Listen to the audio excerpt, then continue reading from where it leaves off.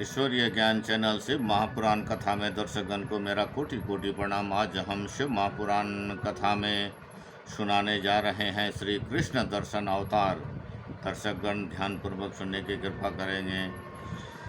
कथा प्रारंभ करने जा रहे हैं। नंदकिश्वर जी बोले, हे संत कुमार जी, इक्ष्वाकु वंश में श्रद्धा देव की 9वीं पीढ़ी में राजा नभग का जन्म हुआ और उनके पुत्र नभाग हुए। नभाग के पुत्र रूप में अम्बरीश का जन्म हुआ। वे परम विष्णु भक्त थे। अम्बरीश के पितामह नभग को स्वयं भगवान शिव ने ज्ञान दिया था। एक समय की बात है कि जब नभग गुरुकुल में शिक्षा ग्रहण करने गए हुए थे, उस समय उनके भाइयों ने राज्य का विभाजन कर लिया और नभग के भाग को भी हड़प कर अपने राज्य में मिला लिया।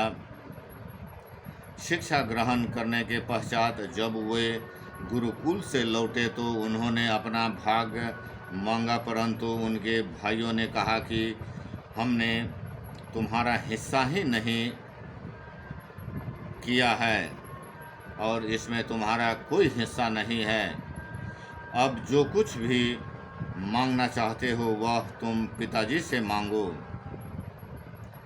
अपने भाइयों के स्वार्थी वचनों को सुनकर नभग को बहुत दुख हुआ। वे अपने पिता के पास गए और उन्हें सब कुछ बताया। पिता उन्हें धैर्य बांधने के लिए बोले कि तुम्हारे भाइयों ने तुम्हारे साथ छल किया है। बेटा, तुम बुद्धिमान हो और अपनी जीविका स्वयं प्रबंध कर सकते हो। इन दिनों ब्राह्मण अंगिरस एक बहुत बड़ा यज्ञ कर रहे हैं, परंतु छठे दिन उनके यज्ञ में अवश्य ही कोई भूल होगी और यज्ञ पूरा नहीं हो पाएगा। तुम वहाँ विद्वान हो, वहाँ यज्ञ में जाकर तुम उन्हें उपदेश दो। विश्वदेव संबंधी सूक्तों को पढ़कर उनका यज्ञ पूरा हो जाएगा और वे ब्राह्मण स्वर्ग को चले जाएंगे। स्वर्ग जाते समय वो ब्राह्मण अपना बचा हुआ सारा धन तुम्हें दान दे जाएंगे, जिसे तुम्हें अपार धन की प्राप्ति होगी। अपने पिता की बताई बातों को मानकर वे तुरंत उस स्थान की ओर चल दिए जहाँ वह उत्तम यज्ञ हो रहा था। वहाँ पहुंचकर नभग ने उन भक्तों का स्पष्ट उच्चारण किया जिसे अंगिरस ब्राह्मण का यज्ञ पूर्ण हो गया। वहाँ उपस्थित सभी ब्राह्मण अपना सारा धन नभग को सौंपकर स्वर्ग चले गए। जैसे ही नभग उस धन को लेने गए, वहाँ शिवजी कृष्ण दर्शन रूप में प्रकट होकर बोले, हे नभग, तुम ये धन नहीं ले सकते क्योंकि यह धन मेरा है, इस पर मेरा अधिकार है। उत्तर देते हुए नभग बोले कि यह सारा धन ऋषि ने मुझे देकर गए हैं, इसीलिए यह मेरा धन है। इस प्रकार उन दोनों में वाद विवाद आरंभ हो गया। तब कृष्ण दर्शन ने कहा कि हम दोनों आपके पिता मनु श्रद्धादेव के पास चलते हैं। वो जो भी निर्णय लेंगे वह मुझे मान्य होगा। इस प्रकार नभग और कृष्ण दर्शन मनु श्रद्धादेव के पास अपना विवाद सुलझाने के लिए पहुँचे।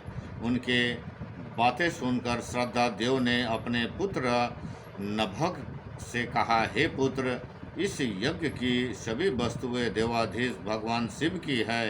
यदि वे अपनी कृपा करे तो वह तुम पा सकते हो। तुम उनकी स्तुति करो, वे तुम्हारे अर्हद्य को अवश्य ही क्षमा कर देंगे। भगवान शिव ही अखिलेश्वर और यज्ञ के अधिष्ठाता हैं। ब्रह्मा विष्णु सहित सभी देवता, सिद्ध और ऋषिगण उनकी आज्ञा से कार्य करते हैं। यह कहकर श्रद्धादेव ने अपने पुत्र को लौटा दिया। नभग पुनः यह यज्ञ भूमि में पहुँचे और भगवान शिव के हाथ जोड़कर स्तुति करने लगे। उन्होंने क्षमा याचना की। उनकी प्रार्थना सुनकर ब्रह्मा, विष्णु व अन्य देवताओं भी वहां प्रकट हो गए।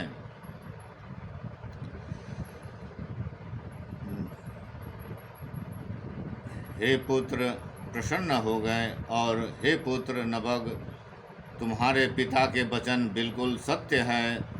मैं ही यज्ञ का अधिष्ठा हूँ और तुम्हारी उत्तम स्तुति से मैं प्रसन्न हूँ। मैं तुम्हें सनातन ब्रह्म ज्ञान देता हूँ। तुम महाज्ञानी हो और सब अभीष्ट वस्तुओं को ग्रहण करो। यह कहकर भगवान शिव अंतर्ध्यान हो गए। सब देवता भी उनके गणों का गान करते हुए अपने अपने धाम को चले गए। श्रद्धादेव ने भी नभग के साथ अपने घर चल पड़े।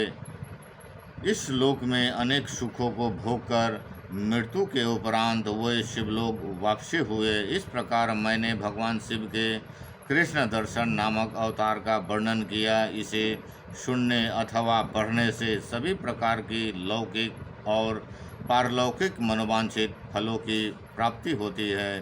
जय शिव शंकर भगवान की जय, माता पार्वती की जय, जय जगत जननी मैया की जय, हर हर महादेव। इस शिव महापुराण ज्ञान चैनल पे दर्शकगण को मेरा कथा सुनने के लिए कोटि कोटि प्रणाम।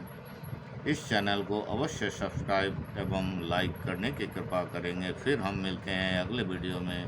दर्शकगण को कोटि कोटि प्रणाम। Thanks Lord.